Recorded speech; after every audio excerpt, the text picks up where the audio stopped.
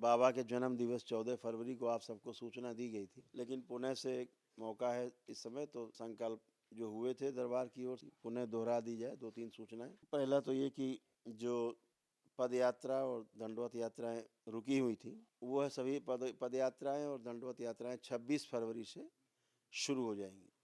सभी लोग कर सकेंगे, जो ज़रूरतमंद लोग हैं जिनको आवश्यकता है कर सकेंगे। दरबार ने सुविधा प्रदान की है कि जो असहाय लोग हैं नहीं कर सकते, उनके पास कुछ नहीं, इस प्रकार करके अपना दरबार से आस्था विश्वास श्रद्धा के दम पर जो एक दिवसीय पुण्य है वो प्राप्त कर सकते हैं। लेकिन इसमें केवल 3 लोग ही रख पाएंगे। जो पद यात्रा या दंडवत यात्रा से एक दिवसीय पुण्य मिलेगा, उसमें सिर्फ आप 3 लोग ही रह पाएंगे, क्योंकि ऊर्जा 3 लोगों के लिए रहती, असाध लोगों के लिए होती है, तो 3 लोग ही रख सकते हैं। 3 लोगों के लिए जो महावन होता है उनमें भी 3 लोग को ही मिलता है पुण्य।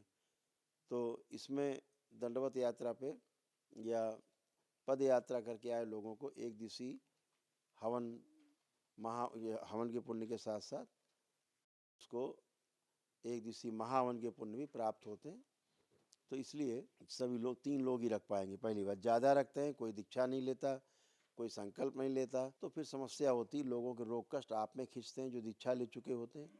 तो ये ध्यान रहे कि इसमें दीक्षा लेना तत्काल अनिवार्य है। जैसे ही पहली पूर्णिमा आए दीक्षा लेना अनिवार्य है, पहली अमावस्या आए तो अमावस्या करना अनिवार्य है, अन्यथा हवन के पुण्य क्षीण होंगे, फिर कोई फायदा नहीं होगा उसका, इसलिए ध्यान रखेंगे। बाकी जो वनडे करके जो दरबार में आते हैं, वनडे करते हैं, जैसे आप लोग बैठे हैं दरबार में, आपने वनडे किया है, आप दरबार में धन खर्च करके ब्राह्मण देवता आपको वनडे कराते हैं, उसके बाद जो भी संकल्प प्रार्थना या आगे की प्रक्रिया है जैसे करते हैं, वो सारी प्रक्रिया अवश्य करनी है। जैसे रुद्राभिषेक है, महामृत्युंजय का हवन है, घर में एक सिद्ध हवन करना, वो सारा जैसे वनडे के लोग करते हैं वैसे ही पुण्य प्राप्त होने के पश्चात आपको करना है। इस बात का विशेष ध्यान रखें ताकि पुण्य आपके सक्रिय रहें और आपने जिस उद्देश्य के लिए ये किया है पद यात्रा और दंडवत यात्रा, वो फलित रहे आपके साथ, इस बात का विशेष ध्यान रखेंगे।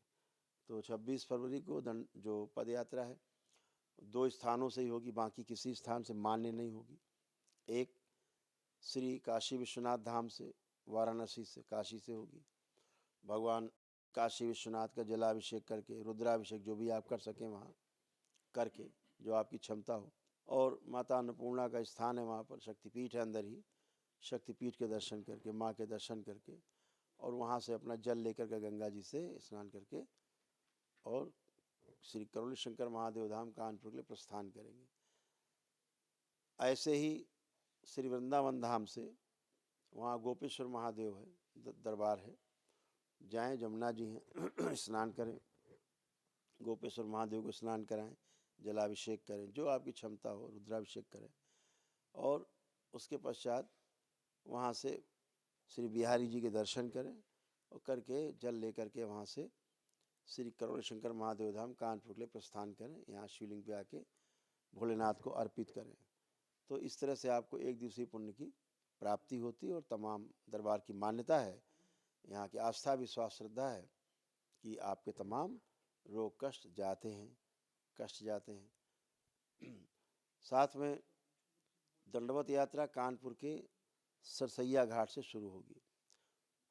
के लिए अभी जो दंडवत यात्रा जो पदयात्रा बताई, उसके लिए ध्यान रखना है कि मान लीजिए 20 लोगों को ग्रुप आपका है, पदयात्रा करना चाह रहा है, तो कम से कम एक व्यक्ति पदयात्रा शुरू करने के पहले दरबार जरूर आए।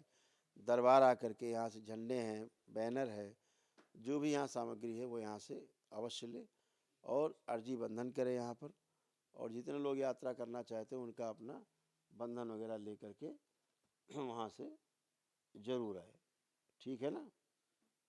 तो इस बात का विशेष ध्यान रखना है कि यहाँ पर अर्जी बंधन करके तभी पद यात्रा शुरू करें। इसी प्रकार से दंडवत यात्रा जो लोग करेंगे वो लोग दरबार में आ करके, पहले दरबार आ करके, जैसे 26 की दंडवत यात्रा शुरू हो रही कानपुर के सरसैया घाट से, तो वो 4 दिन की पदयात्रा कम से कम होगी संभवतः। तो दरबार ने जगह जगह व्यवस्था कर रखी है रुकने की और भोजन की, रास्ते में सभी प्रकार के कार्यक्रम, चिकित्सा की, रास्ते में एम्बुलेंस की, सब व्यवस्था दरबार करके रखी है। तो इस बात का ध्यान रखना है कि पहले 25 तारीख को दरबार आना है। दरबार में यहाँ हाजिरी लगानी, अपना अर्जी बंधन करना है सब लोग, और उसके पश्चात यहाँ से पद यात्रा करते हुए 25 तारीख को अपना श्री सरसैया घाट पहुँचे। कानपुर कचहरी के बगल में है, जेल के बगल में, बड़े चौराहे के पास सबसे प्राचीन घाट है वहाँ का सरसैया घाट। वहाँ पर भी अपना रुकना बैठने की व्यवस्था रहेगी। वहाँ रुक करके और अगले दिन वहाँ से दंडवत यात्रा प्रारंभ करेंगे। इस बात को विशेष ध्यान। यहाँ से 25 को पद यात्रा शुरू करेंगे, जो यहाँ से शुरू होगी 11 बजे से 12 बजे के बीच में शुरू हो जाएगी सरसैया घाट के लिए, ताकि वहाँ समय से आप पहुँच सकें। और अगले दिन वहाँ से दंडवत यात्रा आप करते हुए दरबार वापस पहुँचेंगे। 4 दिन की यात्रा होती है। तो ये आपको सूचना देनी थी, इसको अपने हिसाब से आप अपनी सुविधा अनुसार करेंगे। दूसरा एक सूचना दी गई थी 11 मार्च की जो तपस यात्रा थी, जो पद यात्रा हमारे द्वारा दरबार द्वारा होनी थी कानपुर से करौली धाम से और श्री काशी विश्वनाथ धाम के लिए, वो सूचना आपको दे दी गई कि वो लोकसभा चुनाव को दृष्टिगत रखते हुए और उसको स्थगित किया गया है, ताकि कोई ऐसी कोई घटना ना हो जो किसी प्रकार के लॉ एंड ऑर्डर में समस्या बने। तो इसलिए दरबार ने उसको स्थगित किया है। चुनाव के बाद इस यात्रा को समय देख करके और उसको शुरू किया जाएगा। इस बात को भी नोट रखेंगे क्योंकि वो यात्रा निरस्त है। तीसरी एक सूचना दी गई थी कि दरबार के तमाम दीक्षित भक्त हैं जो दीक्षा ले चुके हैं दरबार से, सारी प्रक्रिया पूर्ण करके 9 हवन की प्रक्रिया कर रखी है उन्होंने। तो 9 हवन की प्रक्रिया करके और उनको ऐसा महसूस होता है कि उन्हें एक दिवसीय अनुष्ठान की आवश्यकता है। दरबार उनको बताता है कि जो असाध्य रोग हैं आपके यहाँ, लगभग रहते हैं सभी के यहाँ, असाध्य रोग, उनकी पीड़ा, उनके कष्ट, वो सब नष्ट हो, उसके लिए एक विराट ऊर्जा की आवश्यकता है, एक दिवसीय अनुष्ठान की आवश्यकता है। तो बहुत लोग धनाभाव के कारण नहीं कर पाते हैं। तो दरबार ने उनको भी एक विशेष रूप से व्यवस्था की है कि उनको 15 जून तक, अब से लेके 15 जून तक, यानी कल भी शुरू कर सकते हैं 15 जून तक इस तरह से ये व्यवस्था खुली रहेगी। जो लोग 14 फरवरी के पहले के दीक्षित भक्त हैं, बाबा के जन्मदिन के पहले के दीक्षित भक्त हैं, वो यहाँ पर सब कंप्यूटराइज है, पूरा लिखा पढ़ी में रहता है ये सब। तो आप दीक्षित हैं तो दरबार में आपको 61,000 रुपये की छूट मिलती है और आप उसके बाद अपना वनडे अपना कर सकते हैं। ये दरबार के उन भक्तों के लिए, दरबार के दीक्षित भक्त हैं।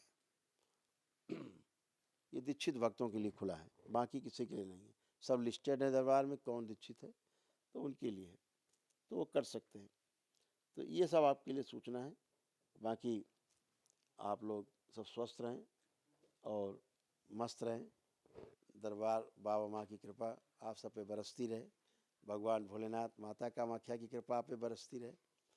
आप सभी स्वस्थ रहें, सुखी रहें और प्रसन्न रहें। हरि हर।